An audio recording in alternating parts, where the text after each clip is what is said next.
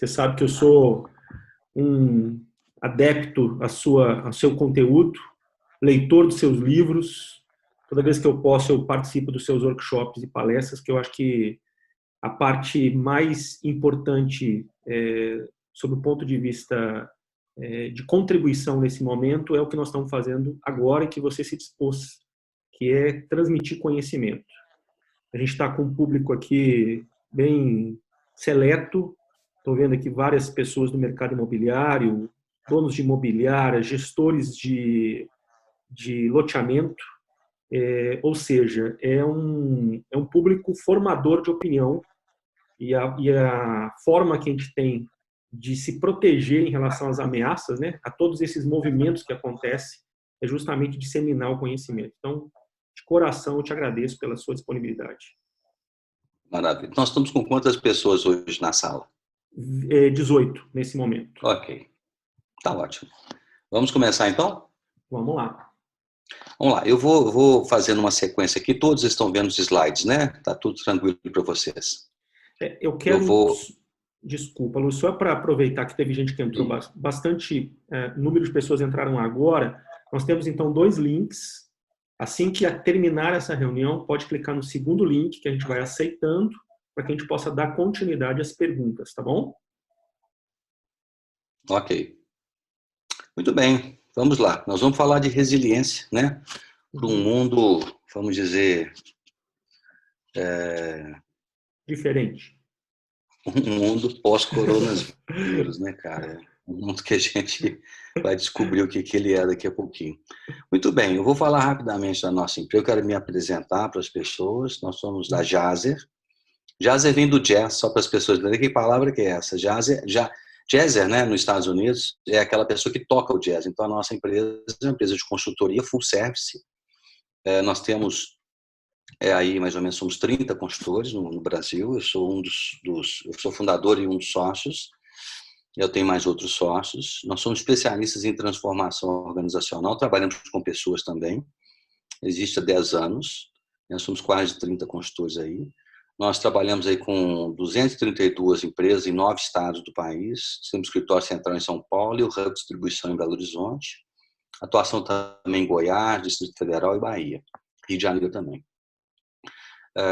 Nós trabalhamos com muitas soluções de gestão, soluções na área financeira, tomada de decisão. Nós temos mecanismos de, por exemplo, simulação de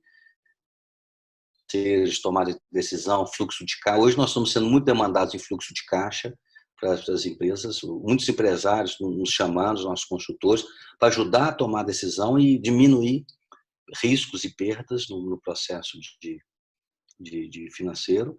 E nós temos também um trabalho muito forte na área de desenvolvimento de pessoas, uma escola de liderança também associada aqui. Então, a gente trabalha sobre cultura organizacional, engajamento na área comercial, de vendas, desenvolvimento de lideranças, gestão, um monte de soluções, são mais de 100 soluções que a gente tem. Então, mais ou menos o que a gente faz é isso.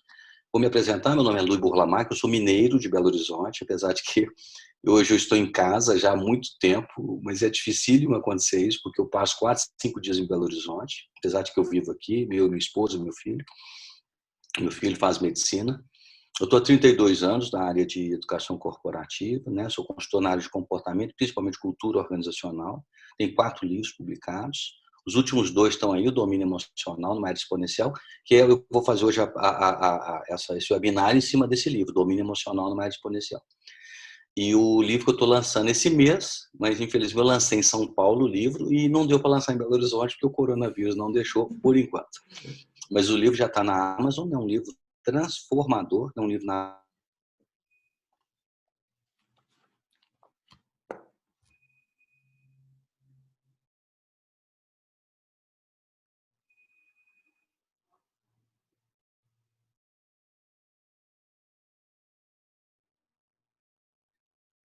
Alô?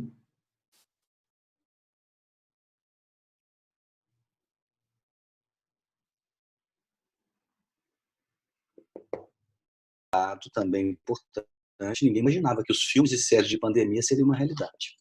Ninguém imaginava isso, então ninguém estava preparado. Então a crise que a gente que nós vamos ter pós-coronavírus é muito maior do que a situação de viver dentro de casa. Então, realmente, nós vamos encontrar, de uma maneira geral, salvo exceções, como eu comentei antes de iniciar esse webinar, nós teremos uma situação, vamos dizer, eu chamo isso de uma pós-guerra. É mais ou menos um pós-guerra. Nós vamos encontrar terra devassada em todos os sentidos. Agora, aí entra uma questão muito importante. Se você pegar historicamente, e eu venho pesquisando sobre história, gosto muito de história, muito mesmo, toda crise, todo processo de mudança no mundo, ela é uma oportunidade. Então, tem gente que foca na crise, tem gente que foca na oportunidade. E oportunidade é encontrada com pessoas que têm mentes e atitudes fortes. Então, essa é a hora de separar os homens dos meninos e as mulheres das meninas. Então, nós queremos aqui o quê? Vamos transformar problemas em oportunidades? Então, o objetivo com esse webinar não é você sair daqui e falar, minha vida está resolvida, não. Pelo contrário, você vai sair daqui assim, eu tenho uma responsabilidade maior do que eu imaginava. Então, se você sair com este entendimento, eu já estou satisfeito de ter contribuído com você. Então, a gente vai cumprir aqui mais ou menos 6 coisas que eu vou levar mais ou menos uma meia hora, 40 minutos para explorar com vocês. Onde estamos, para onde vamos, o que significa resiliência, por que esse tema é tão importante. Eu escolhi ele, não foi à toa, tinha muitos assuntos para falar, aliás, tem vários nesse momento, mas esse eu acho assim, o primeiro, número 1, no campo não técnico, não campo de gestão, não campo de negócio. Mas se não tiver com a mente arrumada, nada vai funcionar. Eliminar os 4 venenos pessoais e profissionais que as pessoas têm, para vocês entenderem como que é a característica de um resiliente. Por que eu vou falar disso? Para você ver se você está na resiliência e se você não está. Tá? Se você estiver, ótimo, excelente. Se você não tiver, como é que você faz para conquistar? E como é que se desenvolve a resiliência nessa época de lockdown, tá bom? Para você agir. Então, essa é a ideia. Então, ou seja, esse é o mundo que nós estamos hoje, né? Você pode ver que não sei se vocês têm olhado para o céu, mas eu não tenho visto um avião. Um avião, não vi não. O máximo que eu vi foi 2 helicópteros passando aqui em cima de casa, não sei, alguém que deve ter um helicóptero, né? Mas o restante eu não vejo um avião no céu. Então, ou seja, parou o mundo. Nós nunca tivemos isso na história. E o que acontece? Primeiro, nós temos que entender como é que a mente funciona. Tá? Quando a gente fala de resiliência, como é que toda a mente do ser humano funciona da mesma forma? As conclusões, as referências, as interpretações são diferentes, mas o funcionamento é igual. Nós temos uma relação de presente, passado e futuro. Não há como escapar disso. Tá? Então, a nossa mente, ou ela está no passado, ou ela está no presente, ou ela está no futuro. É inevitável. Então, o que vamos pensar em termos de coronavírus? Nós estamos nessa situação toda, tudo parado, ninguém está vendendo, ninguém está comprando, exceto alguns mercados. Então, você começa a pensar, como é que vai ser? As contas estão chegando. Eu tenho gente, eu tenho meta, o que eu vou esperar pela frente? Eu vou ter mercado, não vou. Pronto, nesse momento, o que acontece? O futuro vai invadindo o presente nosso, né, na mente. Então, o que acontece? Quais são as referências para a gente agir nesse futuro? Nossa mente, a referência dela sempre é passado. A gente não trabalha o futuro a partir de um elemento que a gente não conhece. Vou dar um exemplo. Se eu mostrar esse objeto aqui, vocês vão pensar, não precisa me falar, qual é o nome do objeto. Olha aqui, ó. Isso aqui é um objeto. Vocês vão ver que é uma caneta. Na hora que eu mostrei o objeto, você falou, é uma caneta. Por que é uma caneta? Caneta porque isso está relacionado ao passado. Se eu te mostrar um objeto que você nunca viu na vida, você não vai saber dizer o que é isto. Isso é a mente. A nossa mente, ela trabalha com referências passadas. E aí você pega o passado e projeta o passado no quê? No futuro. E quando a gente pega uma pandemia, uma crise dessa, a mente busca no passado e a mente muitas vezes fica ligada a traumas coletivos sociais. Por isso que nós entramos numa histeria e tem hoje, por exemplo, um jovem de 18, 20 anos que fala, eu não quero morrer de coronavírus. O que é isso? Se você analisar, eu estava analisando as estatísticas, tem um lugar muito interessante que chama World Matters. Depois vocês entram no site, é um site real de quantas pessoas nascem no mundo na hora, está nascendo na hora, quantos mortos, é estatística que não acaba mais. Eles têm as referências todas, é um lugar baseado em ciência de dados, é um lugar confiável. Então, eu estava analisando lá no World Matters, eu gosto muito de buscar estatística das coisas. Então, as pessoas não tem estatística de morte nessa idade, a não ser que a pessoa já estivesse doente. Por exemplo, a pessoa morreu de coronavírus, porque está com leucemia, cara. Isso aconteceu agora. Então, o que acontece? As pessoas entraram numa histeria coletiva. Por quê? Porque a mente voltou ao passado. E aí você começa a pegar o histórico coletivo passado de trauma, mesmo que as pessoas não tenham vivido isso, mas elas têm isso como histórico da nossa raça. Então vamos ver aqui algumas delas. Primeiro, a peste negra. Né? Isso aqui é um histórico nosso, com a pandemia de peste bubônica, que aterrorizou a Idade Média, aconteceu mais ou menos entre 1347, durou 4 anos na Europa, e foi transmitida por pulga e dos ratos. Só para vocês terem ideia, matou 1/3 da população da Europa. Então, quando você vê a Europa apavorada, você tem as histórias, as ancestralidades. Porque nós somos um país ainda novo, mas muitos outros países eles são ancestrais, eles têm muitas histórias. Então, a turma fica apavorada. Então, a gente está buscando o passado, aquele pavor todo, aquela loucura. Outras bombas atômicas, né? Muitos dos nossos pais ou avós, sei lá, nasceram na Segunda Guerra, depois da Segunda Guerra Mundial. Tem um R a mais aqui na guerra. Né? Então, as bombas mataram mais de 140 mil pessoas. Nós temos até agora, no mundo, até o dia de hoje, tá, estatística comprovada, 88 mil mortes de coronavírus. Né? Então, nas décadas posteriores, dezenas de milhares de japoneses sofreram com os efeitos da radiação. Então, isso é o quê? Um trauma passado. Você vai associando, você fica todo lá preso, travado. Outro fortíssimo foi a gripe espanhola. No último primeiro ano da Primeira Guerra Mundial, uma epidemia de gripe espalhou, que é a influenza, né? Espalhou por boa parte do mundo, causaram morte para aproximadamente, para vocês terem ideia, esse foi o maior trauma mais recente da nossa história, 40 milhões de pessoas morreram, né? Então, no Brasil, mais de 300 mil pessoas faleceram. Então, o que eu quero mostrar para vocês? O que significa resiliência? Originado do latim resilire, quer dizer saltar de volta. Né? É uma junção do prefixo, eu gosto muito de semântica, né? De novo, outra vez. Né? E salire é o que? É saltar, pular. Né? E do inglês, né? Resilience, é uma palavra usada com elasticidade, capacidade de recuperação depois que você dá um golpe. Então, como é que funciona isso? Na física, se diz que um material resiliente, quando é submetido a uma situação de pressão, de estresse, e com uma ruptura ou choque, você consegue voltar ao normal. Então, eu vou dar um exemplo de resiliência. Resiliência é a capacidade de você tomar uma pressão. Está aqui um objeto, ok? Está aqui. Eu coloco uma pressão sobre ele. Está aqui. E o que acontece? Ele consegue voltar. Então, resiliência, né? Na área de administração, por exemplo, os profissionais que trabalham nas empresas é aqueles que conseguem ter um equilíbrio emocional para lidar com os problemas diários. Então, o que significa isso? É a capacidade que você tem de tomar a pancada e voltar. Então, por exemplo, você recebe uma notícia ruim de um recebimento que você... Isso está acontecendo direto. Você tem um recebimento, a pessoa liga para você e fala, não vou ter condição de pagar, não. Puf, tomou a pancada. Tem pessoas que ficam 3 dias absorvendo aquilo, sofrendo, não consegue pensar em nada, desorienta, não dorme à noite e tudo mais. Tomou a pancada. Depois de 3 dias, começa a pensar de novo, começa a pensar em solução, começa a voltar ao normal, começa a comer, né? Porque tem gente que para de comer e tem gente que também começa a comer igual um doido. Então, são as respostas emocionais. Então, a grande questão da resiliência não é você voltar. Você tomou a pancada e você voltar. A questão da resiliência é em quanto tempo você volta. Tem gente que toma uma pancada em 1 hora já acertou. Já tomou, deu aquela depressão, deu aquela tristeza e em 1 hora já está bom de novo.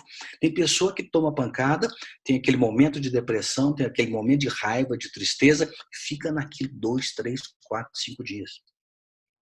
Tem um empresário em Belo Horizonte, empresário que tem uma empresa conhecida dentro do ramo dele, forte e tudo. Pra vocês terem ideia, a resiliência é baixa. Tem 7 dias que ele não abriu o computador, que ele não quer ver os números da empresa, que ele não tem condição de olhar nada. Simplesmente deu um apagão nele, 7 dias. Resiliência baixa, porque ele tinha que, mesmo que falar, cara, hoje eu não quero ver esses números.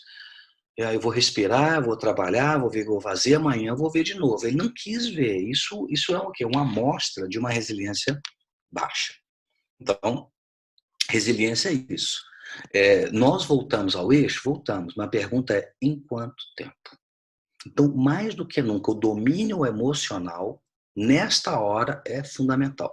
Nós estamos sendo submetidos ao melhor treinamento, lamentavelmente, de resiliência, porque superar um coronavírus vai ter que ter. Não é se você tem ou se não tem, vai ter que ter. Agora, minha pergunta é em quanto tempo você volta e quais são as decisões que você toma. Porque no momento que você não estiver trabalhando muito bem a sua mente, a sua cabeça, as suas emoções, muito provavelmente você vai perder o tempo de tomar uma decisão, vai negociar as coisas de uma maneira errada, vai fechar uma parceria que no futuro seria importante, porque você não teve equilíbrio emocional para debater com uma pessoa que estava desequilibrada e ela te desequilibrou. Então, esses problemas todos é o que estão acontecendo nesse momento e nos próximos tempos serão fundamentais a gente ter esse entendimento. Falando nisso tudo, então, como é que a gente organiza a nossa mente?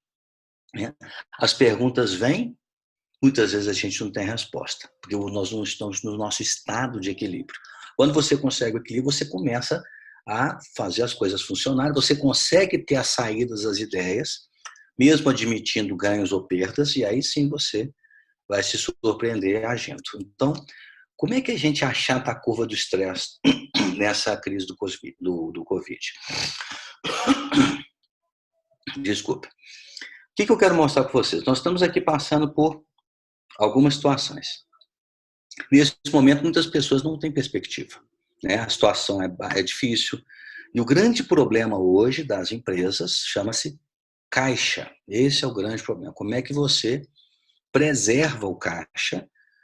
Como é que você se sustenta nesse momento até que as coisas voltem ao normal e a gente não sabe quando vai voltar ao normal. Tem gente que diz que vai voltar ao normal só ano que vem. E vai começar a voltar ao normal. Então, e cada mercado tem a sua característica. Então, o primeiro momento agora chama-se sobrevivência. Nós entramos na linha da sobrevivência mesmo. E a sobrevivência, ela é marcada, querendo ou não, de uma forma geral, como guerra, que é um momento de guerra, que é um momento de incerteza, é um momento de dor e assimilar a pancada. Tem gente que ainda não conseguiu assimilar a pancada. Assimilar o seguinte, perdi, tomei ferro. Não tem jeito. Eu, por exemplo, tenho fundos de investimento. Eu perdi aqui algumas centenas aí de milhares de reais. Perdi. Eu já assimilei a pancada. Ok, agora eles vão ter que esperar e ver o que vai acontecer. Entre outras coisas, entre outras. Não tem como. Então, neste momento, este momento de sobrevivência, ele é fundamental.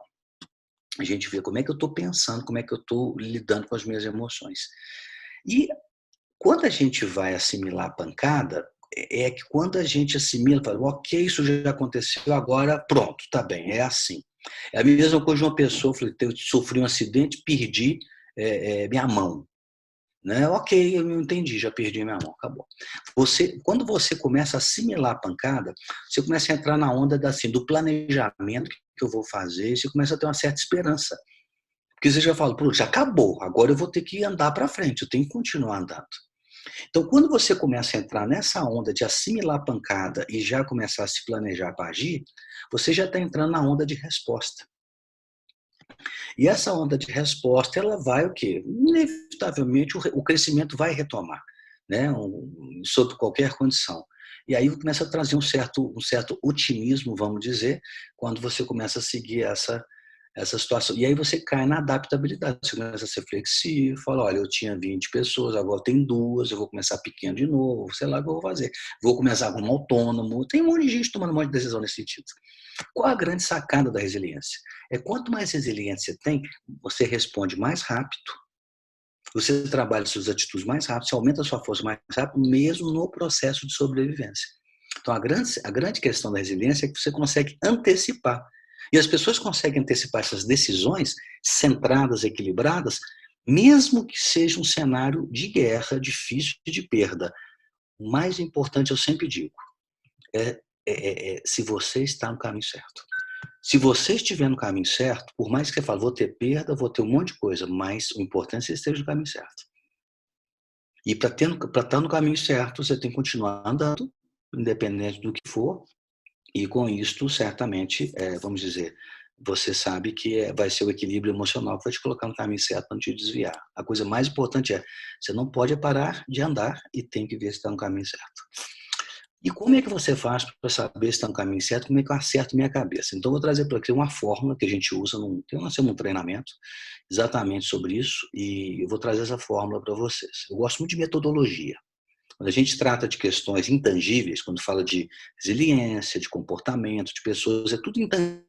Nós não estamos trabalhando com matemática e métrica, que é uma outra área que a gente tem como soluções.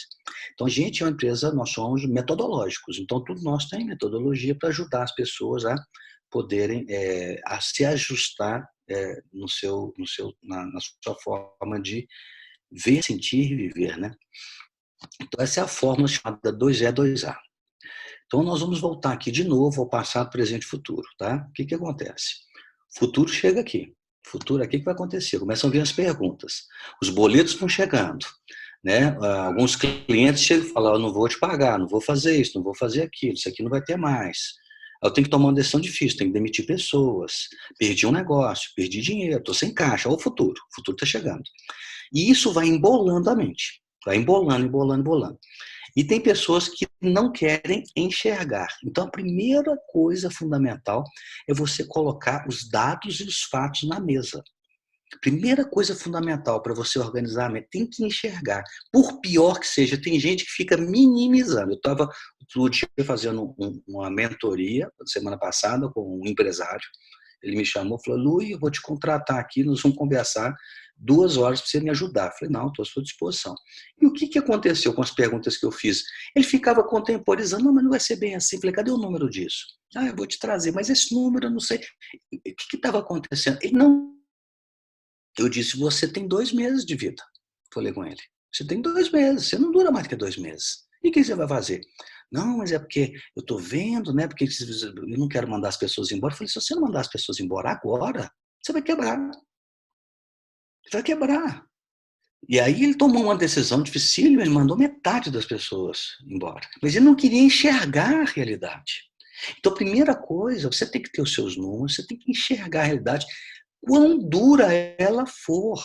Você não muda uma situação, você não se acalma enquanto você fala, ok, desculpa, eu vou usar uma palavra aqui, eu estou numa situação terrível, eu estou na merda aqui, vamos dizer, não importa. Você tem que ver. Então, isso é na vida. A mesma coisa quando a pessoa está sendo traída, todo mundo fala, não é bem assim, não. Cara, tá aqui, tá acontecendo. Então, a mesma coisa quando a gente fala de pessoas, de negócios, vocês estão à frente de coisas, tem que enxergar a realidade. E tem que enxergar a realidade com número, não mascara. Essa é a primeira coisa. Uma vez que colocou os números na mesa, né, todos, tá, a realidade é essa daqui, a segunda coisa é entender essa realidade, porque tem gente que a cabeça está tão tonta que não consegue fazer correlação. E para você entender, você tem que fazer correlação disso. Correlação de quê? Causa e efeito. Né? Deixa eu entender. Se isso daqui acontecer, o que eu faço? Aí você começa a entender a situação. Não é simplesmente ter os números, você começa a fazer a correlação. Então, a primeira coisa é enxergar, a segunda coisa é entender. Relação de causa e efeito. Por exemplo, o fulano de tal não vai me pagar. Ok, eu tenho que pagar isso daqui. Se eu não pagar o fulano de tal, quais são as consequências de você começar a fazer as correlações? Uma vez que você fez as correlações, você começa a organizar a mente. Você sai da confusão mental. Aí você vai entrar num processo que a gente chama de adaptabilidade. O mundo pós-guerra só sobreviveu. Eu estudei sobre a Segunda Guerra Mundial. As pessoas que sobreviveram na Europa na Segunda Guerra Mundial foi exatamente por conta do quê? De adaptabilidade. Eu estava em Berlim, em fevereiro, agora, estudando sobre os efeitos do nazismo lá no Museu das pessoas, dos judeus, né? No Museu dos Judeus que Sobreviveram. A palavra-chave no pós-guerra dos judeus que foram bem-sucedidos chama-se adaptabilidade, se adaptaram. Então, este é o momento de você adaptar. Eu não trabalho assim, vou trabalhar de outro jeito, vou trabalhar dessa forma e tudo mais. Nós estamos agora, neste momento, praticando adaptabilidade, que é o quê? Fazendo um evento, né, virtual, por meio de uma plataforma e tudo mais. Então, isso é adaptabilidade. Então, os próximos tempos vão exigir adaptabilidade. E eu vou mostrar para vocês como é que a gente trabalha a adaptabilidade. Vou mostrar mecanismos para isso. E o outro ponto importante é o seguinte: adaptar é o quê? É você tomar decisões. Você tem que tomar um monte de decisão. Então, uma vez que você enxergou, você entendeu, e começa a adaptar para tomar decisão, tem que ter 4 fatores. Vocês vão falar, mas isso é óbvio. Eu vou dizer para vocês, não é óbvio, porque muita gente não faz isso, que é o quê? É agir. Tem gente que fica postergando. Você já ligou fulano de tal? Não, eu vou ligar. Você já ligou? Eu falei, não liguei ainda não, eu quero analisar direitinho, quero ver. E não age. E nesse momento, um dia a mais, 2 dias a mais, isso custa. Uma pessoa que você, de repente, vamos supor, você tem que mandar as pessoas embora. 1 mês a mais, te custa. Além do processo de demissão, você já tem que pagar vale transporte, você tem que pagar os benefícios sociais, tem que pagar um monte de coisa. Isso tudo pesa, isso tudo é conta. Por quê? Porque você não agiu, você já tomou a decisão, mas não agiu. E então, isso tudo tem a ver com resiliência. Vai travando, a gente vai travando em todos os processos. Então, isso aqui é muito simples. Isso aqui a gente vai ver ao longo do webinário, está tudo ligado. Então, é sempre enxergar, gravem bem, enxergar, entender, porque tem gente que enxerga e não entende, não consegue fazer as correlações. Tem que adaptar, buscar soluções, várias, e aí depois tem que agir, não é só tomar decisão. Aí você começa a antecipar o futuro. Você não espera o futuro chegar, você começa a fazer frente a ele. Aí é aquela coisa que a gente estava mostrando antes de antecipar os processos todos, ok? Então, estou trazendo a metodologia para entender como é que a mente pensa. E aqui eu quero que vocês vão analisando como é que vocês estão agindo nesse momento. Como é que vocês estão tomando decisões, como é que vocês estão pensando. Então, a gente tem que equilibrar emoção e razão, tá? Nessa história.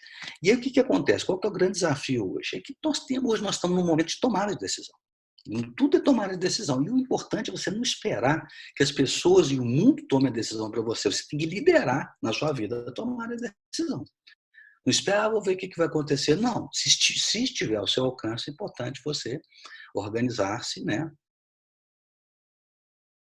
Impede a gente de tomar as decisões e que nos tira do eixo. São 4 venenos, que eu chamo venenos corporativos e venenos para a vida.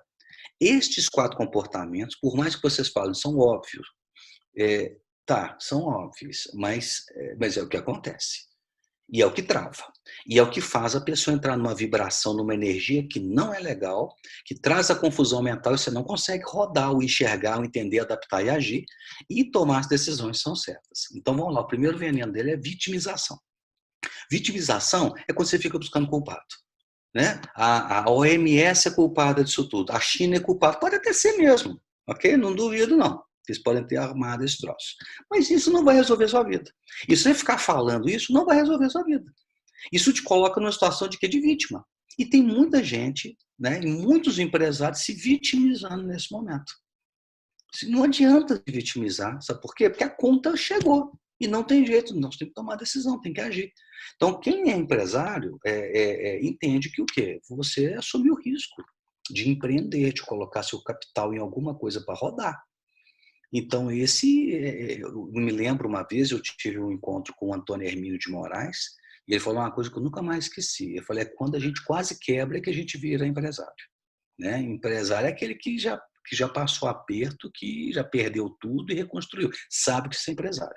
Então, essa é a hora de sair da vitimização. Então, muito cuidado se algum de vocês, por isso que eu estou trabalhando nesse webinar, para você fazer uma reflexão sobre você mesmo. Se você fica nessa de ficar buscando culpado, não funciona. Não vai resolver. Por mais que isso seja fato. Meu principal cliente, que mantinha tudo, cara, disse que não vai pagar. Pronto, ele acabou comigo. Não, ele não acabou com você, não. Sai dessa. Sai dessa daí. Você vai ter que resolver isso com ele de outra maneira. Você tem que agora adaptar e ver como é que você vai seguir em frente. Segundo ponto, tem que ficar reclamando. Não vai estar chovendo demais em Belo Horizonte. Gente, não é possível, não falta, não tem condição. Não, mas está tudo muito difícil. Não, mas as notícias são todas ruins.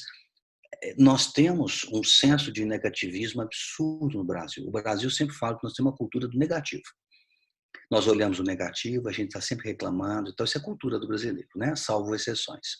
E os jornais e a imprensa fazem um trabalho primoroso, mas é de tirar o chapéu de negativismo. Não tem nenhum lugar que é mais negativo do que um jornal, de uma maneira geral, ok? Principalmente a grande mídia, né? Não só do Brasil, no mundo também. Então, isto coloca a gente numa coisa de reclamar ação. Se você separar a palavra reclamação, o quê? Eu clamo por uma ação. Clamar por uma ação é diferente de agir. Clamar é o quê? Eu espero que alguma coisa aconteça, eu espero que alguém faça, eu espero que isto não aconteça. É um esperar. Esse esperar te coloca numa condição passiva e te coloca num campo de energia pesado. Então, aqui entra um ponto muito importante. Muito cuidado, não só se você tem essa atitude, mas se você permite com que o seu meio em volta seja assim. Porque se você está dentro da sua casa, todo mundo, sua esposa, o seu marido, sei lá quem for, fique reclamando o tempo inteiro, grave bem, isso contamina mais rápido do que um coronavírus. Então, esse é um ponto fundamental. Tem que acabar com a reclamação. Sai dessa vibração. Outra coisa é ficar se justificando. O tempo inteiro, justificar é arrumar desculpas. Desculpa para não tomar uma decisão, desculpa por isso, desculpa por aquilo. Ah, eu não estou bem hoje. Essas desculpas matam toda e qualquer pessoa. E, por fim, a própria negatividade, que eu gosto de destacá-la nas pessoas. Sempre ver e focar no negativo. É a pessoa que já traz o pessimismo. Ah, vai acontecer o pior, nós vamos acabar, vamos isso, aquilo. E acaba, se você ficar pensando nisso, vai acabar mesmo. Há muitas pessoas falam, então você tem que ser otimista. Eu, particularmente, sou muito crítico em relação ao otimismo, tá? Neste momento. Eu sou muito adepto da realidade, do realismo. Veja a realidade e atue de uma maneira positiva. É diferente de ficar assim, vamos esperar que o melhor vai acontecer. Não espera, não. Atua de uma maneira positiva e veja a realidade. Quão dura ela é. Nada de otimismo, porque o otimismo pode cegar, pode te tirar a condição de entender e até de enxergar uma realidade, ok? Então, esses 4 venenos é muito importante você ver. Se você está com algum deles, se você não tiver, ótimo. Aí você tem uma segunda missão. Não permita que o meio te contamine. Sai fora. Se você começa a ver gente negativa, reclamando, se vitimizando, sai fora. Não fica nessa vibração, isso não vai ajudar. Então, vamos lá. Entendendo esses fatores que nos trazem essas confusões mentais, quem é resiliente tem 2 características primárias. Primeiro é protagonista, age, tá? É dono da carreira. E outro é um agente de mudança. Você tem que ser um agente de mudar coisas. Muitas empresas se reinventaram na crise, criaram outras formas de fazer, usa criatividade e muda tudo. Aí é o senso de adaptabilidade, ok? Mas você tem que estar com a cabeça no lugar. Você não consegue sair dessa se você não estiver com a cabeça no lugar. Então, como é que a gente conquista a resiliência? Vamos lá. Primeiro passo é como que você vê o mundo pós-coronavírus. Então, eu vou fazer uma interação com vocês não vão me responder isso aqui no webinário, mas eu vou pedir que você responda tão pronto você possa mentalmente. Coloca, como se você estivesse falando para mim agora. A seguinte pergunta: como você vê o mundo pós-coronavírus? Me diga qual que é o seu sentimento. Pense aí. Qual o sentimento? O que vai acontecer com o mundo pós-coronavírus? Pensou? Ok, foi a primeira resposta sua. Tem 2 maneiras. Uma pode ser alguma coisa similar a essas respostas aqui. Ah, o mundo vai ser mais difícil, vai ser meio complicado, vai ser agressivo, venenoso, vai ser restritivo, acho que vai ter muita injustiça, vai ter escassez. Você pode ter seguido uma outra linha. Eu acho que o mundo vai ser positivo, vai ser legal, vai ter muita possibilidade, vai ter muita abertura para muita coisa, acho que vai ter abundância de alguma maneira, acho que a gente vai começar a ver as coisas mais belas, vai ser hesitante enfrentar essa situação, isso é provocativo. Então, a pergunta que eu faço para vocês, também não precisa me responder, agora é você com você mesmo. Qual foi a resposta que você pensou à pergunta que eu te fiz? Foi pelo lado da esquerda ou pela direita? Eu não quero dizer que você está certo ou você está errado. Só quero dizer o seguinte: você tem uma maneira de pensar. E se nós conseguirmos ter consciência da nossa maneira de pensar, a gente pode guiar o pensamento. E aí você vê se você está caindo num pessimismo, você está caindo numa perspectiva de possibilidade. Porque qual que é a grande questão? É mudar o mindset. As pessoas têm dois mindsets, duas maneiras de enxergar a crise. Uma é pensar em possibilidade e a outra é pensar em expectativa. E o que eu quero propor para vocês é, não pense em expectativas. Expectativa é esperar que alguma coisa aconteça. Então, eu tenho a expectativa que o mercado volte. Eu tenho expectativa que eu estou lançando agora 2, 3, 4 empreendimentos, eu tenho expectativa que a gente pelo menos venda uns 10, 20%. Eu tenho expectativa que eu vou fazer um plano de redução aqui, estou negociando um financiamento, sei lá, que isso daqui aconteça. Não pense em expectativa. Porque expectativa é você depositar tudo numa coisa só. O que eu recomendo aqui é que abre a mente. Pense em possibilidade. Possibilidade é não coloque seus ovos numa cesta só. Eu tenho um problema para resolver. Ok, plano A, esse. Essa é uma possibilidade. Plano B, esse. Se tudo der errado, tem isso daqui C. Se daqui der errado, eu vou entregar isso daqui. Todas as possibilidades. Quando você pensa em possibilidade, você está desenvolvendo o quê? A adaptabilidade. E não ficar preso a um processo decisório. Então, nesse momento, mais do que tudo, soberanamente, você tem que pensar em possibilidades. Cuidado para não ficar na expectativa. A expectativa, a gente, quando ela não nos atende, frustra, a frustração nos coloca para baixo, entra na confusão mental toda de novo, na lógica, eu chamo lógica do desespero. A possibilidade nos traz a lógica da adaptabilidade da consciência. E a expectativa nos coloca na lógica do desespero. Então, isso aqui é muito importante. Tem um livro muito legal sobre isso, de um maestro, chamado A Arte da Possibilidade. Quando ele mostra que as pessoas que venceram situações difíceis na vida, elas pensavam em possibilidades, elas tinham várias saídas para várias coisas, até as situações mais drásticas. Enquanto outras pessoas sofriam horror, por horrores, porque ficavam criando expectativa e ficavam presos numa coisa só. Ok? Muito bem. Como é que a gente desenvolve a resiliência? Essa é a grande pergunta, né? Como é que eu faço para desenvolver mais minha resiliência, aproveitando essa situação que já é um treinamento de resiliência? Nós estamos dentro de um treinamento real, um grande Big Brother, de desenvolver a nossa resiliência. Então, eu vou dar algumas chaves importantes. E quando você vê essas chaves, pode ser que você fale assim, eu já faço isso. Ótimo, mantenha, não saia desse caminho. E se você não faz, recomendo, invista para você fazer isso. Então, como é que a gente desenvolve resiliência? Primeiro delas, se coloque fora da sua zona de conforto. O que é a zona de conforto? É a sua velha forma de pensar. Pode ser que algumas coisas sejam úteis, podem ser que não. E aí nós vamos voltar de novo naquele quadrinho, 2E, 2A. É a hora de você não ficar preso só em soluções do passado. É hora de usar a criatividade. É hora de pensar fora da caixa, literalmente. Às vezes, o jeito como você resolveu até hoje não vai resolver isso. Você tem que criar uma outra forma de resolver isso. Uma outra forma de trabalhar um outro jeito. Trocando ideia com as pessoas, mas principalmente abrindo a mente. Então, é muito importante nessa hora, e a adaptabilidade é sai da sua zona de conforto. E eu quero colocar algumas coisas muito simples, tá? Em relação à zona de conforto. Zona de conforto a gente sai quando a gente experimenta coisas novas em todos os níveis. Não há como você querer pensar e ter grandes sacadas fazendo na sua vida rotineira tudo que você faz. Você precisa quebrar algumas coisas e coisas simples para a mente funcionar de uma forma diferente. Por exemplo, eu uso muito minha mão direita, eu sou destro. Eu estou fazendo muitas coisas com a mão esquerda. Você fala, mas que bobagem, o que isso tem a ver? Eu estou com uma crise muito maior do que essa. Não brinque com as pequenas coisas. As grandes soluções são precedidas pelas pequenas coisas. Então, experimenta coisa com a esquerda. Eu estou dentro de casa, eu estou de pijama o dia inteiro. Cara, sai do pijama. Sai do pijama. Ele vai tomar um banho como se fosse trabalhar. Eu vou para a sala que é meu trabalho. Saia dessa. Normalmente eu não costumo conversar com algumas pessoas, conversa mais. Sai da zona de conforto. Eu estou assistindo Netflix aqui. Cara, assista coisas diferentes. Faça coisas diferentes, leia coisas diferentes. A mente, para você sair da zona de conforto no seu processo de tomada de decisão em negócios, você tem que sair da sua zona de conforto em outras coisas na sua vida. Em todos os aspectos, em todos os sentidos.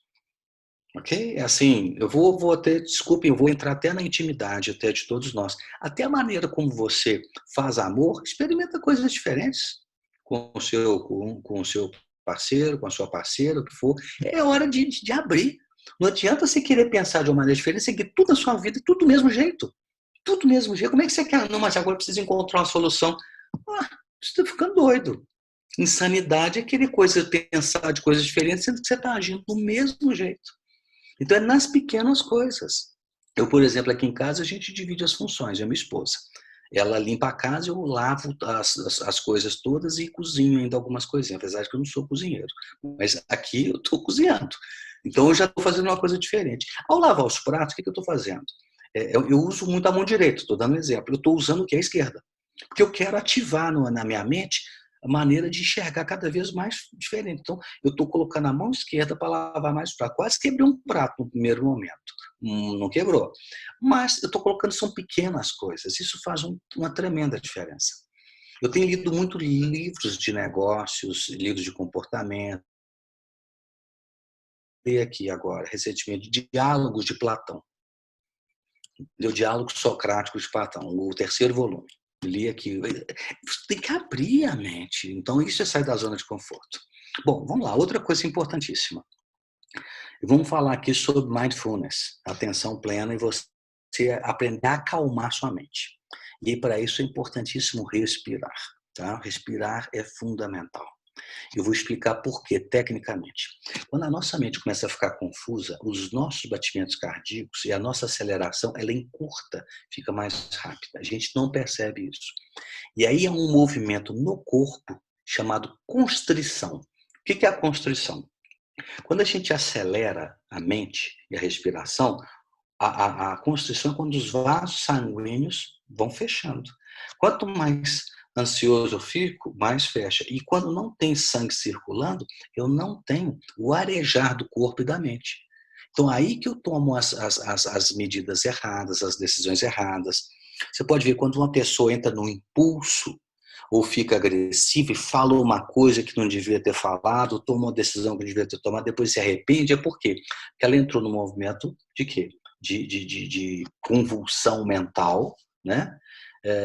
Ficou impulsiva e entrou em constrição. Então, o que é importante para acalmar a mente, acalmar o espírito? É aprender a respirar. E uma respiração que eu vou ensinar para vocês, ela é muito simples. Você pode fazer com a maior tranquilidade, não assusta ninguém nem você. E em 5, 10 minutos você acalma a mente. Tá? Eu faço isso há muitos anos, muitas pessoas conhecem esse trabalho em alguns programas que a gente tem também.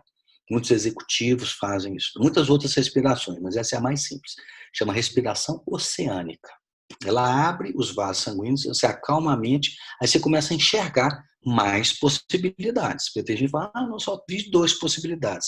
Às vezes a respiração te acalma, você consegue enxergar mais coisas, que antes você não estava conseguindo enxergar. A respiração oceânica é muito simples, e eu vou dar uma demonstração para vocês. É como se você visualizasse as ondas do mar quebrando. Ok? Então, se você vai visualizar as ondas do mar quebrando, esse som do mar quebrando, é exatamente o que você tem que reproduzir na respiração. E é uma respiração que a gente chama de respiração alongada.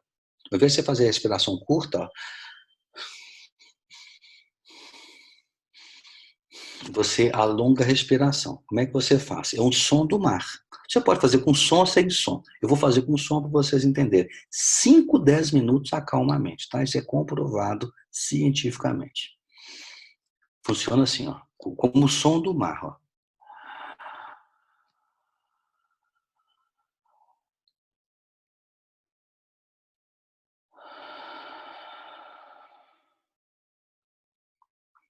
Observe que é como o som do mar, a onda levantando e a onda caindo na praia. E você alonga a respiração. Você pode fazer isso com os olhos fechados, mais ou menos assim.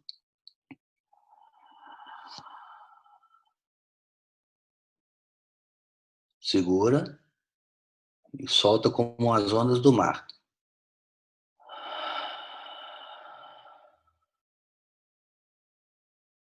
Eu fiz com barulho, mas eu posso fazer sem barulho. Por exemplo,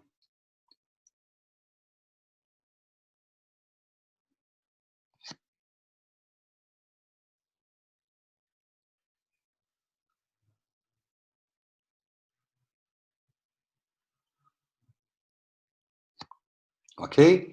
Experimentem fazer isso. É relaxante. Você abre a constrição, você não entra em constrição, abre os vasos sanguíneos, você vai acalmando. E é incrível como que você vai fazendo isso. Toda vez que você ficar nervoso, acelerado, se viu uma notícia ruim, assimila a pancada, dá um tempo. Acelerei, não, comecei a ficar acelerado, um monte de coisa.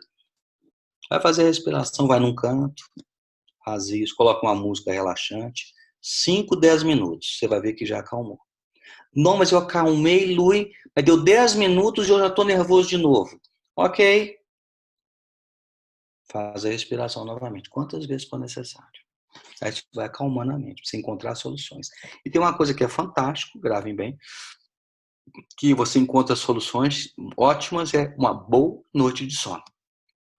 Tá? Se alguém estiver sem dormir aí, encontra uma boa noite de sono. Agora, para você encontrar uma boa noite de sono, às vezes a respiração pode te acalmar e te fazer dormir, tá? Para você não ficar à base de remédio se alguém estiver nessa situação. Muito bem. Outra coisa importante, haja sempre baseado no seu foco e valores. Aqui é uma coisa muito importante, cuidar com a lógica do desespero, não fazer você ficar uma pessoa que, na hora que passar essa crise, você criou um monte de inimigo, um monte de briga, um monte de guerra, sei lá o que aconteceu. Muito cuidado, mantenha o seu foco, saiba para onde que você está indo e, inevitavelmente, não perca os seus valores. As parcerias futuras são fundamentais. Então, sacrifícios agora são importantes para parcerias futuras. Outra coisa importante é desenvolver seu lado visionário. Tem gente que não consegue enxergar daqui a 2, 3 tempos à frente. Então, desenvolver o lado visionário é fundamental. Como é que você desenvolve o lado visionário sem enxergar à frente? Conversa com um monte de gente que enxerga lá na frente. Vai buscar informação de tudo quanto é jeito, para você enxergar cenários. Lógico que hoje a gente pode dizer o seguinte: o que é curto prazo? Curto prazo é agora e amanhã. Isso é curto prazo, que cada dia é notícia nova. Nós estamos vivendo nesse momento, e todo mundo preso em casa. Médio prazo é semana que vem. Longo prazo daqui 1 mês, 2 meses, 3 meses. Nós estamos nesse momento no mundo. Então, essa é a hora da gente conversar, e principalmente com pessoas que têm informações estratégicas. Vai buscando esses canais, tá? Isso ajuda a desenvolver o lado visionário. Algumas tendências pós-coronavírus para ajudar vocês no lado visionário. Tá bem? Eu trouxe isso daqui do Brasil Empreende.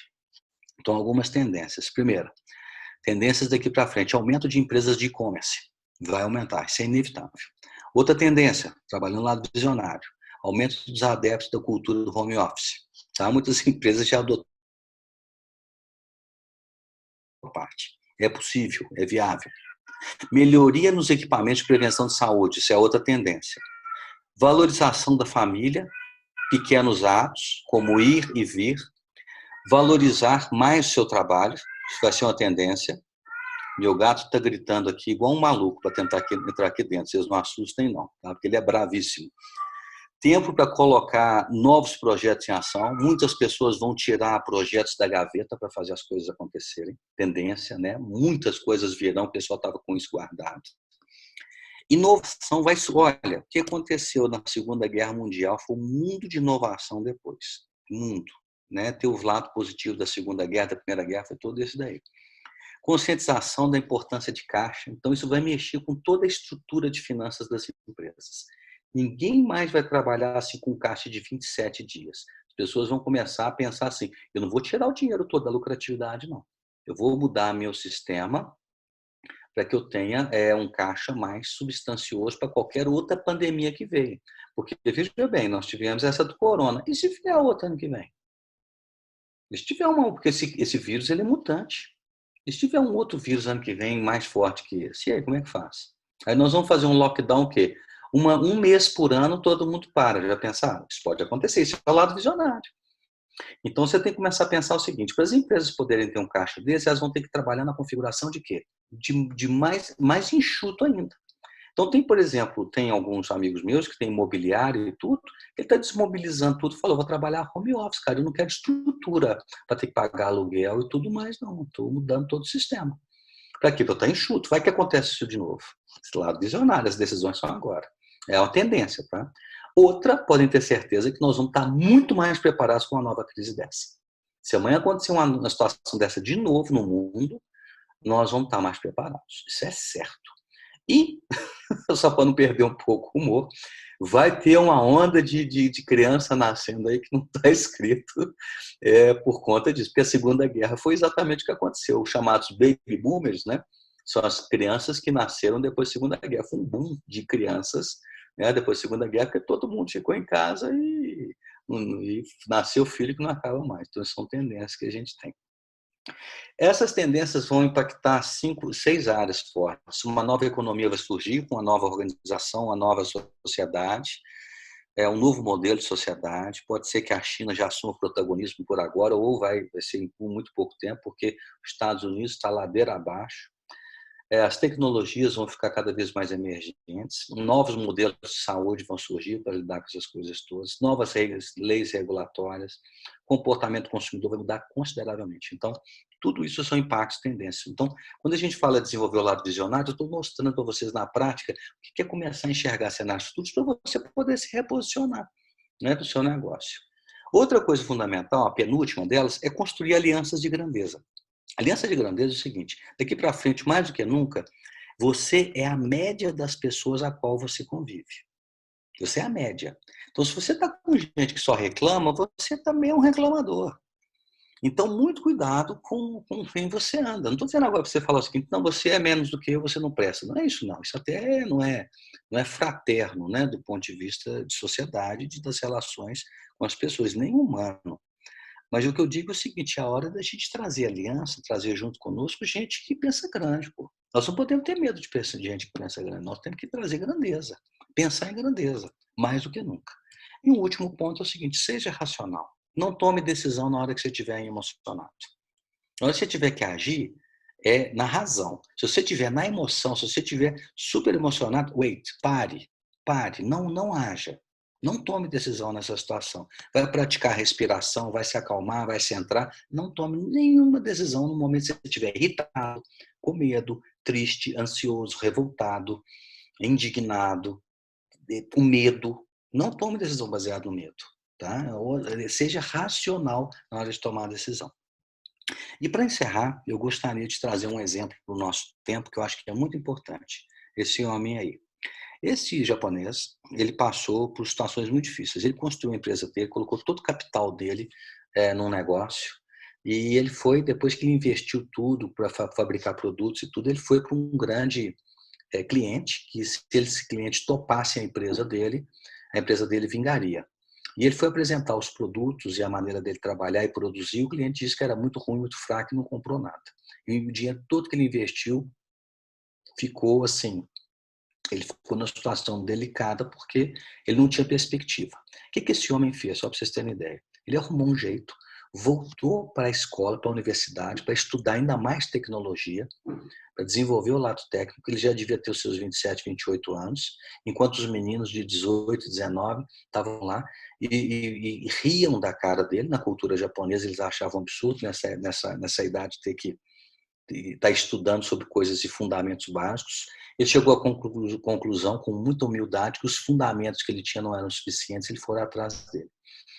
Estudou durante 2 anos, conseguiu sobreviver, nem se sabe como nesse período, redesenhou o negócio todo dele, voltou para o cliente, apresentou todas as soluções que ele tinha na área de produção, e o cliente acreditou, o cliente comprou ele. No que ele comprou ele, os negócios começaram a andar, ele conseguiu desenvolver a indústria dele. Aí veio a Segunda Guerra Mundial e os Estados Unidos soltou uma bomba em cima da fábrica dele. Acabou com a fábrica, acabou com tudo que esse homem fez. Ele não desistiu e ele arrumou um jeito. Os funcionários dele todos decidiram trabalhar sem receber para reconstruir a fábrica. Alguns anos depois, a fábrica começando a andar e tudo mais, teve um terremoto com inundação e metade da fábrica dele foi toda embora. Sentou com o pessoal novamente, organizou, e esse homem conseguiu fazer a fábrica voltar de novo a funcionar. E vocês provavelmente devem ter algum produto desse homem. Esse homem chama Soichiro Honda. Soichiro Honda construiu um dos maiores impérios do Japão, que são a fabricação da indústria automobilística, dos automóveis e das motos e tudo mais. Esse cara só existiu simplesmente porque ele tinha resiliência. Porque tudo de desgraça que aconteceu numa boa parte da vida dele, até os 40 anos, teve desgraça, uma atrás da outra. E esse cara sobreviveu a todas elas. Soichiro Honda. Então, eu gosto de me inspirar em pessoas que passaram por catástrofes. Então, quando a gente olha para um passado que nos inspira, isso nos ajuda muito.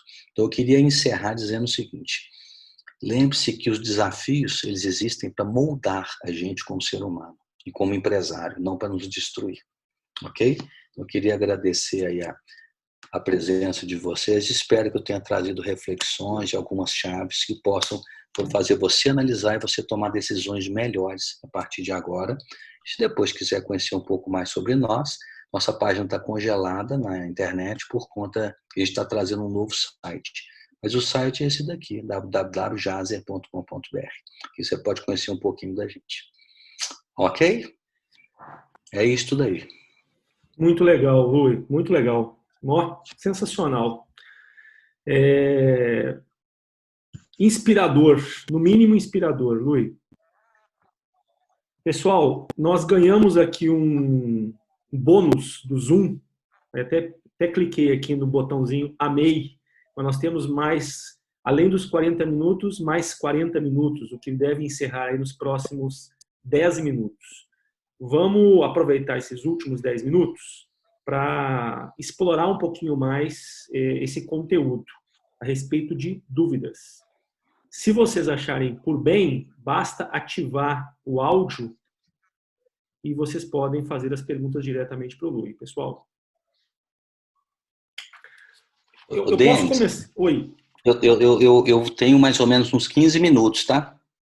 Pode ser então os últimos 10, né? Pode ser? Porque eu tinha mais ou menos até 10h30 separado para vocês. Então, okay. Eu tenho mais aí, vamos colocar uns 15 minutos aí para as perguntas, tá bem? Perfeito. Lui, eu vou começar, eu vou fazer uma pergunta. Você falou a respeito do ativo ouro, né, antes da gente começar a palestra, e que eu concordo, assim, existe uma tendência das pessoas procurarem ativos que são mais seguros. Ontem, em reunião com o loteador, ele me perguntou como é que estavam os resultados da Lotnet. E eu falei para ele que, assim como vários outros empresários, eu preparei a empresa para sobreviver 6 meses, com 6 meses de caixa, e esperando que não haveria vendas e receitas da empresa por um período aí de 3 meses, pelo menos. Fui surpreendido com um resultado muito bom na segunda quinzena de março. Posso abrir os números aqui. Nós vendemos 2 milhões e 100 na última quinzena. E já no início deste mês, com 3 milhões aproximadamente de contratos gerados. Isso me surpreendeu positivamente, claro, eu não esperava isso. Você acha que o ouro e a terra podem ter uma relação? Estou te perguntando justamente por causa desse comportamento que eu não esperava de resultados, de venda de lote. Não, é difícil dar uma resposta precisa sobre isso, porque os comportamentos são muito variáveis. Eu vou dizer sobre a minha experiência. Vocês entendem do negócio de vocês infinitamente mais do que eu. O que eu estou vendo de movimento, estou vendo por Goiás. Tá? Goiás está sendo também um pouquinho em São Paulo e muito em Bahia também. É um volume muito grande de compra de imóveis e de terra.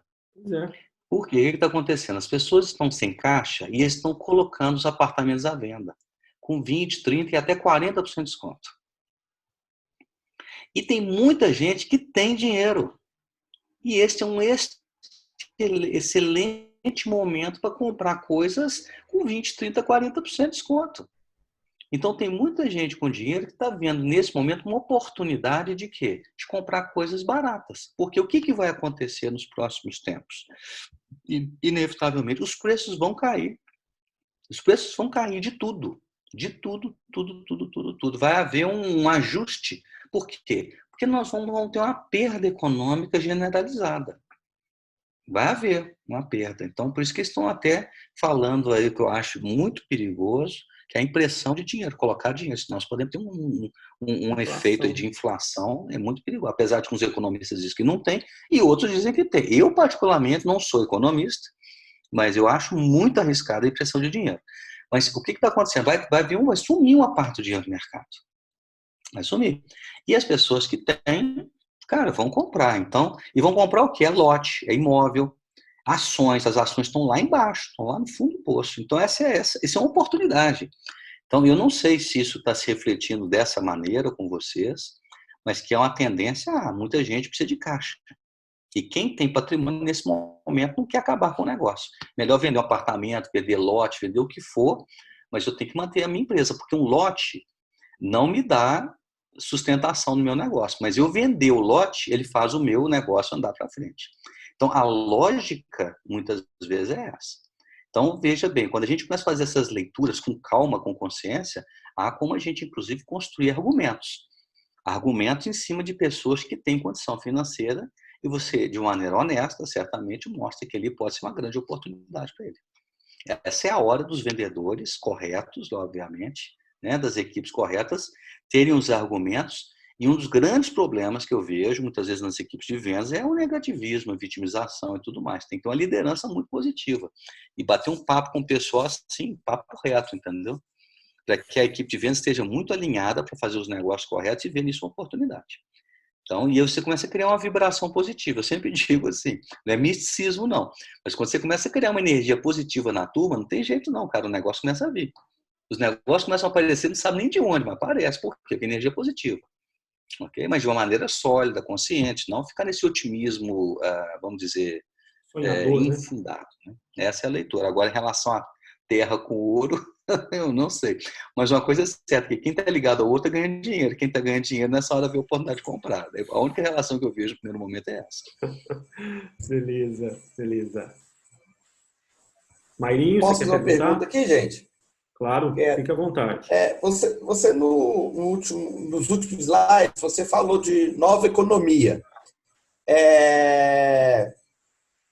A minha pergunta é a seguinte: se você acredita que as moedas digitais podem ganhar força nesse momento, se a regulamentação da economia atual pode mudar de alguma forma, a forma como a economia é regularizada, comunidade, isso é fato, né? Grupos tendo muita relevância, e se acha que podem existir moedas em uma comunidade mais forte para poder ajudar essa comunidade. Acredito nisso tudo. Eu acredito que os novos tempos, eles vão ser diferentes, eles não vão acontecer de forma evidente, não, tá? Você não vai ver isso acontecendo rápido, não. Você vai ver que as pessoas, isso vai acontecendo em núcleos, e esses núcleos vão aumentando. Nós vamos ter um ambiente mais colaborativo. E é o que lá na África se chama de contribucionismo, que é um contribuir com o outro. Por exemplo, o pessoal que ficou preso lá em aquela ilha lá, Fernando de Noronha, tem um monte de gente presa lá. O negócio lá ficou um caos, não sei se você sabe. Um monte de gente presa lá. Como é que eles estão sobrevivendo? Um está ajudando o outro, cara, escambo. Ajuda mútua, chamado mutualismo. Até o governo está mandando um avião lá para buscar o pessoal, porque ficou todo mundo preso na ilha. Então, o que acontece? O que eu acredito muito que nos próximos tempos um vai ajudar o outro, novos modelos de trabalho vão surgir. Muitas empresas não vão querer os funcionários, muita gente vai trabalhar por MEI. Novas regulamentações trabalhistas vão ter que existir, esses custos trabalhistas que a gente tem hoje, isso é inviável. Essa pressão vai vir porque o nosso código trabalhista é ultrapassado, lamentavelmente. As pessoas que construíram ele, enquanto elas não morrerem, não muda o código, os caras ficam influenciando os políticos. Enfim, nós temos aí um cenário de mudança do jeito de fazer as coisas, sabe? Então, o que eu posso te dizer em termos de liderança de negócio é: traga uma mente mais colaborativa, de um ajudar o outro, de um fazer negócio com o outro, das empresas funcionarem dentro de uma economia colaborativa onde todo mundo ganha, as pessoas têm mais participação, a gente ganha menos, mas a gente ganha mais dentro de um volume. Essas coisas vão começar a cada vez mais surgir. Sabe, empresas mais coletivas, uma nova vibe. Mas volto a dizer, em síntese, você não vai enxergar isso num primeiro momento. Você vai começar a ver isso acontecendo em alguns núcleos, em alguns mercados. E as pessoas vão criar forma de subsistir, porque ninguém vai querer passar por uma situação dessa de novo. Então, se amanhã tiver um lockdown desse, maluco, horizontal, dessa forma radical como nós vimos, que eu ainda não sei se foi certo ou foi errado, eu não tenho certeza ainda, tenho minhas dúvidas, mas eu também não posso afirmar nada porque isso é inédito. Eu tenho certeza que vocês, eu e todo mundo, nós vamos nos preparar para isso. Entendeu? Vamos nos preparar, nós vamos estar enxutinho. Eu já tomei decisões radicais no meu negócio. Radicais. Eu sou ousado e ao mesmo tempo conservador. Primeiro, você tem que ser conservador para depois ser ousado. O problema é quando a pessoa é só conservadora e não é ousado. Né? Aí você fica só no conservadorismo. Então, primeiro, seja conservador. Eu tomei decisões super conservadoras. Eu já tinha uma relação assim, de muito... Por exemplo, eu tenho 28 funcionários. Né? Funcionários não, 28 pessoas no nosso negócio. Nós temos aí 80% do nosso negócio é home office, já estamos trabalhando dessa maneira. E eu cheguei à conclusão que não é mais 80%, agora é 100%. Então, o que nós pegamos? Os 20% que estavam conosco, mandamos todo mundo embora. Todo mundo. Mas nós vamos recontratar todo mundo de outra maneira. Todo mundo virou PJ, entendeu? E-mail trabalhando conosco. É 100%. 100%. Não tem um funcionário na empresa. Vai ter um funcionário que é na área que não tem jeito, administrativa e financeira. Só porque eu preciso ter essa pessoa. Porque ela tem que ter responsabilidade, mexe com o banco e tudo, sabe? Se é alguma coisa errada, é polícia nela, né? Não tem dúvida, ela tem responsabilidade. Mas, fora isso, nem um funcionário. Então, se amanhã acontecer um negócio desse de novo, meu caixa, eu tenho caixa para 9 meses. Então, por exemplo, eu consigo sobreviver até, deixa eu ver, até novembro aí, mais ou menos. Sem faturar, sem fazer nada, o que é péssimo, né? Acaba o caixa inteiro. Então, o que eu vou fazer no ano que vem, caso aconteça isso em algum ano? Eu quero caixa por 1 ano e meio. Mas não tem dúvida. Se eu estou pensando assim, outros vão pensar também. Isso muda a estrutura de composição de caixa das empresas. Muda a maneira de você trabalhar na relação com empregados. Entendeu? Então, muda tudo. Nós vamos ter uma mudança que a gente vai ver a configuração dela. Mas o mindset, o modelo mental nós estamos entrando no mundo colaborativo, onde todo mundo tem que ganhar. Você tem que criar condições para as pessoas ganharem. E se elas ganham, você ganha também. Então, isso vai ser os próximos tempos, certamente. E a parte de tecnologia, tá? Colocar o máximo possível de tecnologia. E, com isso tudo, vai ter que aprimorar o sistema de gestão e liderança. Muito investimento na maneira de liderar pessoas. Invista para valer. Isso é fundamental. O jeito de trabalhar com pessoas vai mudar completamente. Você tem que entender muito mais de gente. Você tem que entender de gente tanto que você entende o seu negócio. Putz, mas então agora tem que entender mais disso? Vai ter que entender. Vai muito mais do que você imagina. Né? Então, essa é a minha leitura aí desses próximos tempos. Espero ter contribuído com alguma resposta aí.